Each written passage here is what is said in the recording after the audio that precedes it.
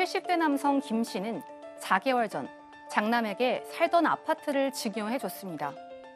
장남은 자식 교육을 위해 이사를 해야 한다며 아버지 집을 물려주면 매달 생활비를 드리겠다고 몇 달을 와서 졸라댔고 결국 김 씨는 장남의 말을 믿고 아파트를 넘겨준 건데요. 그런데 장남은 아파트를 받고 단 한 번 약속한 생활비를 줬을 뿐 그 이후부터는 생활이 어렵다며 연락을 끊었습니다. 아내는 참고 있자고 하지만 돈도 돈이고 너무 억울해서 잠도 못 잔다는 김 씨.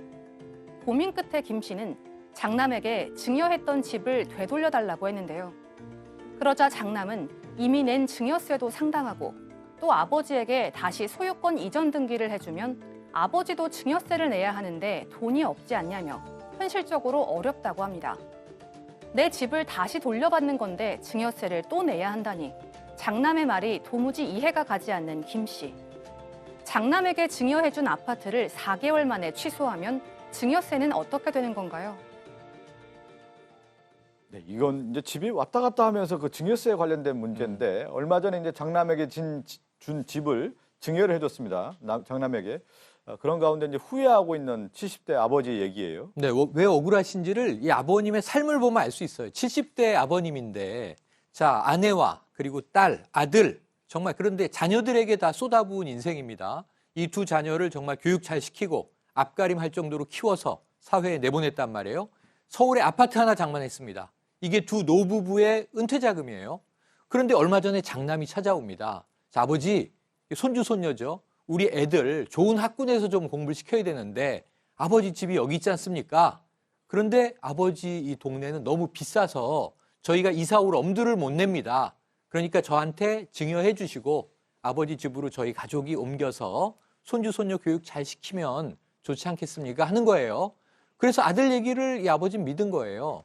아들은 생활비를 드리겠다는 약속을 여기에 더했습니다. 그래서 오케이, 그러면 증여하고 아들네가 들어오고 아들네가 마련한 작은 아파트로 이 부부가 집을 바꾸게 된 겁니다. 예.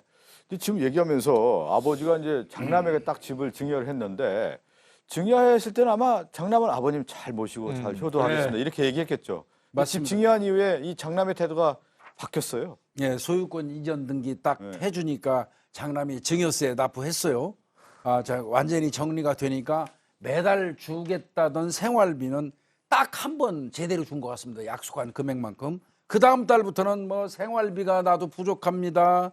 이 금액으로는 뭐 아이들 교육비가 많이 들어서 못 드리겠습니다. 그러면서 절반에도 미치지 않는 그 생활비를 부모님한테 줬다는 겁니다. 게다가 그 이후부터는 잘 찾아오지도 않고 연락이 거의 끊기다시피 했다는 거예요. 예. 그리고 더 나아가서는 딸도 있지 않습니까? 딸도 아들만 자식이냐? 나는 뭐냐 하고 이제 딸도 불만이 많은 겁니다. 네. 왜 나하고 상의도 없이 오빠한테만 일방적으로 아파트 주냐? 이건 뭐 당연한 거예요. 막 울면서 따졌다고 그래요. 그래서 아버지 입장에서는 그 자식에 대한 아들에 대한 실망, 그다음에 절망감 때문에 잠을 잘 수가 없대요. 예. 아내 되시는 분은 그냥 자식인데 어쩌냐. 대체로 엄마들이 또 아들에 대해서는 관대하더라고요. 예, 그냥 참자 뭐 이렇게 얘기하시는데 아버지는 도저히 그럴 수 없답니다. 집 증여했는데 태도가 바뀐 아들 보면 참 답답하고 어디 가서 하소연도 못하고 지금 얘기한 것처럼 밤잠 잘 못 잘 거예요. 그러다 보니까 이거 안 되겠다. 줬던 거 다시 뺏어와야겠다. 장남에게 집 다시 내놔라 이렇게 얘기를 했어요. 네, 뭐 그냥 달라가 아니라 또 상당한 근거가 있고 네. 아들이 함부로 거절할 수 없는 하나의 무기가 있었습니다. 이 네. 아버지에게는. 이 아버지가 사실은 이런 일이 벌어질 거는 전혀 생각도 못했고 솔직히 지금은 상처받고 내가 왜 아들 말만 믿고 줬을까 후회 막급하고 주변 사람들이 다 그러게 재산 자식들한테 절대 미리 주는 거 아니라니까 이런 말이나 듣고 이러는데 아버지가 돈을 줄 때 어떤 일이 기억이 났냐면 그 당시 한창 이런 거 유행했었어요. 효도 먹튀란 단어. 그게 네. 뭐냐면 이런 거죠. 아버지한테 아버지 효도할 테니까 재산 먼저 주세요. 이래놓고 아무것도 안 해주는 이런 것들이 있어서 아들을 의심해서가 아니라 만에 하나 이런 일이 생길 수가 있으니 아버지가 장남에게 증여를 하면서 조건부 합의를 하고 주게 되는데 그게 뭐냐 하면 내가 이 재산을 너에게 줄 때 매달 일정한 생활비를 준다라는 이런 조건을 대고 증여 계약을 하게 된 겁니다. 그러니까 예. 아버지는 법대로 하고 싶지는 않았습니다만 지금 아들이 딱 그렇게 효도 먹튀를 하는 꼴이 된 거잖아요. 그러니까 아버지가 이렇게 이야기를 할 수가 있는 거죠. 장남 너는 조건부 계약을 위반했고 위반했으므로 증여 계약은 해지다. 아파트 다시 내 거니까 그러네요. 돌려줘라라고 아들에게 통보를 우리가 하게 딱 뭐 됩니다. 가장 상식적인 것 중에 하나가 뭐 계약을 했는데 계약 조건을 이행하지 않는다면 계약 해지할 수 있다라는 건데 지금 아들이 조건부 효도를 해야 되는 건데 그 예를 들면 생활비를 대는 이런 조건들을 이행하지 않았기 때문에 아버님이 이제 해지하려고 했는데 근데 딱 생각을 하고 실행을 옮기려고 했는데 하나의 난관이 이제 부닥치게 되는데 네. 그게 증여세의 문제였어요. 이게 아들이 그 문제를 들고 나옵니다. 그러니까 아버지가 조건부 계약을 한 거는 현명하게 처리하셨던 거죠. 네. 그런데 아들이 딱 이야기를 하는 거예요. 아버지, 그거 증여받고 소유권 이전 등기하는데 증여세 만만치 않게 저희가 냈어요. 그런데 이거를 아버지 명의로 또 돌려드리면 다시 아버지가 소유권 이전 등기를 하셔야 되는데 아버지가 내셔야 할 돈 만만치 않은데 돈 없으시잖아요. 이렇게 나온 거예요. 매우 그럴듯한 이유로 들립니다. 저도 생각할 때 뭐 최영일 평론가뿐만 아니라 내가 아들에게 줬는데 다시 내가 받아요. 받는 것보다 뺏어와야 되는 거죠. 네. 뺏어와야 되는 건데 그때 다시 또 증여세를 낸다? 이게 증여가 성립되는 건지 의문이 좀 드는데요. 그 이분 입장에서는 사실 뺏어오는 게 아니라 회수하는 거죠. 회수네요. 네, 회수. 회수입니다. 네. 아버지는 평생 직장 다녀서 자기가 모은 돈으로 그 집 샀어요. 그리고 솔직히 얘기해서 한순간의 실수로 자식한테 준 겁니다. 그리고 이제 그 조건 지키지 않으니까 내가 다시 회수하겠다는데 왜 내가 증여세를 내야 되는지 이해가 안 간다는 거예요. 근데 이제 아들이 계속 아버지 그 증여세 만만치 않아요. 자꾸 얘기하지 않습니까?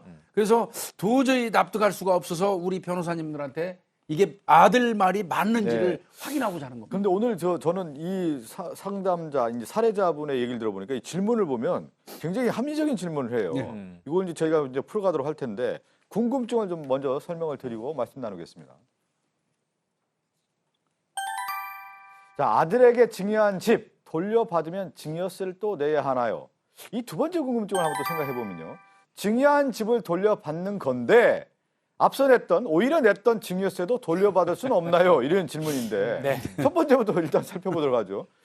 아들에게 줬던 집을 돌려받는데 왜 증여세를 내야 되느냐? 증여세는요 무상으로 재산이나 뭐 이런 부동산 같은 것들 이전하는 겁니다. 네. 또 증여세율은 상당히 높고요.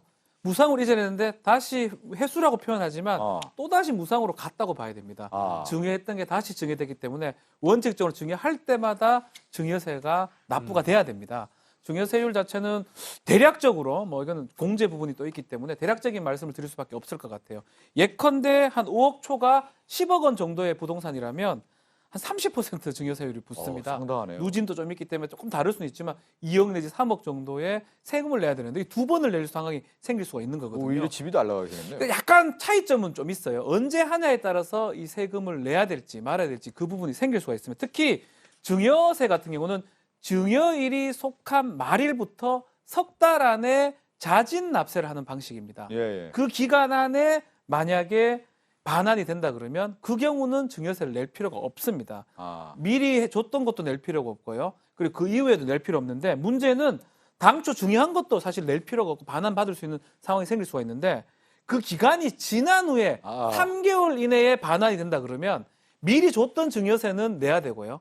새로 회수된다고 봐가지고 그 부분은 증여세를 낼 필요가 없습니다. 그러면 좀 박지원 변호사 얘기 딱 들어보면 3개월이 기점인 거네요. 그러니까 3개월 전에 이제 아들에게 만약에 줬다고 하면 네. 증여세를 따로 낼 필요가 없고 다시 회수할 때는 증여세를 낼 필요가 없는데 없는 거고. 지금 이 시점을 보면 4개월 전에 이미 집을 애매하죠. 증여를 했다란 말이에요. 신고 기한이 3개월이거든요. 신고 기한으로부터 3개월까지가 중요한 기간인데 신고 기한 안에 새롭게 돌려놓으면 증여세 자체가 상립하지 않습니다. 근데 신고 기한이 지난 이후에 돌린다면 뒷부분에 대해서는 증여세를 내지 않고요. 이미 줬던 부분, 그건 증여세를 내야 됩니다. 근데 문제는 만약에 신고 기간 이후로 3개월 이후라면 줄 때도 줘야 되고 돌려받을 때도 증여세 다 내야 됩니다. 그렇죠. 시간상 봤을 때는 아마 추측할 수 있는 부분은요. 지금 만약에 한다 그러면 이미 받았던 증여세는 내야 되겠지만 회수하는 상황으로 봤을 때는 증여세를 안 내도 될 것 같다는 생각이 듭니다. 그래요? 근데 아들은 좀 알아보고 얘기하지 않았을까요? 아들이 아버님 다시 안 주려고 그러는 거죠. 회수하려고 하면 증여세 내야 된다고 하는 것은 아마 시점까지 알아봤는데 그 기간이 지났을 가능성도 있겠네요. 뭐 착각을 했을 수도 있고요. 네. 아니면 이제 비전문가가 법률 관련된 이야기를 자신 있게 하는 경우에 뭐 숨겨진 의도가 있을 수도 있습니다. 안 들려주고 싶어서. 그래서 이러면 큰 손해 나니까 차라리 그냥 제가 갖고 있겠습니다. 라는 이야기, 그런 목적이 따로 있을 가능성도 있거든요. 좀 전에 박준 변호사님이 자세히 설명해 주셨잖아요. 3개월, 그리고 또 그때부터 3개월, 6개월 이걸 기준으로 해서 잘 따져보시면 이 가계의 어떤 그 이득 그리고 불리한 점들을 잘 파악할 수 있겠고, 또 이런 상황이라면 사실 전체 가계를 보는 것이 아니라 부자재간에 또 별개로 또 이해관계를 따져야 될 것 같습니다. 그렇다면 이제는 아들 신경 쓰지 마시고 아들의 이익 고려하지 마시고 본인의 이익만 좀 따져서 정확하게 처리하실 필요가 있습니다. 저는 오늘 상담자 분의 얘기를 좀 다시 좀 되새겨 보면 이런 거잖아요. 원래 집은 내 집이었다. 그런데 계약을 했지 않습니까? 계약 자체가 무효화됐기 때문에 얘가 돌려받았다. 그러면 사실은 원래 증여세를 안 내도 되는 거 아니냐. 그러니까 아들이 냈던 증여세도 돌려받을 수 있는 거 아니냐. 이런 주장을 펼치고 싶은 첫 거거든요. 번째로는 우리가 고민해야 되는 게 증여를 함부로 해서는 안 됩니다. 부모 자식도 마찬가지고요. 증여를 할 때 세금이 온다고 생각이 들어. 그렇죠. 항상 생각을 해야 되고요. 세율이 상당히 높습니다. 예. 만약에 한 10억에서 30억 그 사이면 40%를 무는 경우도 있거든요. 부동산이 비싸다면. 그렇기 때문에 증여할 때 항상 고려를 해야 되고, 만약에 아들이 아니다 싶으면, 아니다 판단이 들면 빨리 반환을 받아야 됩니다. 석 달 이내. 석 달 이내에. 그렇게 반환을 받게 되면 증여를 안 한 걸로 봐버리거든요. 예. 그래서 그 시간을 늦으면 늦을수록 증여세는 계속 더 네네. 많이 늘어나기 때문에 그 부분을 좀 꼼꼼히 생각을 해봐야 될 것 그러네 같습니다. 오늘 저희가 좀 조언 드릴 것 중에 하나가 뭐냐면 그 시점으로부터 좀 3개월이 지났느냐 안 지났느냐. 3개월 이전이라고 하면은 증여세를 낼 필요가 없는 건데 만약에 지났을 경우에는 좀 증여세를 낼 가능성이 좀 크겠다. 증여세를 내야 된다 이렇게 말씀드려야 되겠네요. 그렇습니다. 그리고 지금은 이제 증여 시점 최초 증여부터 지금 4개월 지났잖아요. 예. 근데 조금 더 시간을 끄면 또 6개월이 지납니다. 이럴 경우에는 더 큰 조세 부담이 있기 때문에 지금이라도 좀 빨리 세무 전문가와 좀 만나서 상담을 해보시기를 권하겠고요. 또 지금 계속해서 말씀드린 거는 증여세예요. 그런데 부동산 관련해서 증여세 말고도 취득세도 있거든요. 근데 이 취득세는 또 더 오묘합니다. 그래서 뭐 기간 관계없이 언제 다시 돌아오든 이 취득세는 돌려받지 못하고 항상 발생하거든요. 이런 부분까지 좀 고려할 필요가 있어 보입니다. 근데 저는 아들이 좀 아쉽네요. 뭐 집 증여할 때 아버님에게 매달 뭐 생활비 그러니까요. 준다고 얘기를 약속을 한 조건으로 집을 증여를 받았다고 하면 그 조건을 이행하는 것이 아들의 도리인데 왜 안 지켜서 이렇게 파탄을 내는 겁니까? 일단은 또 증여세와 관련된 부분을 저희가 설명을 드렸는데 그 시점 3개월이 기준이라는 말씀 좀 드리겠습니다. 함께 사는 세상으로 갑니다.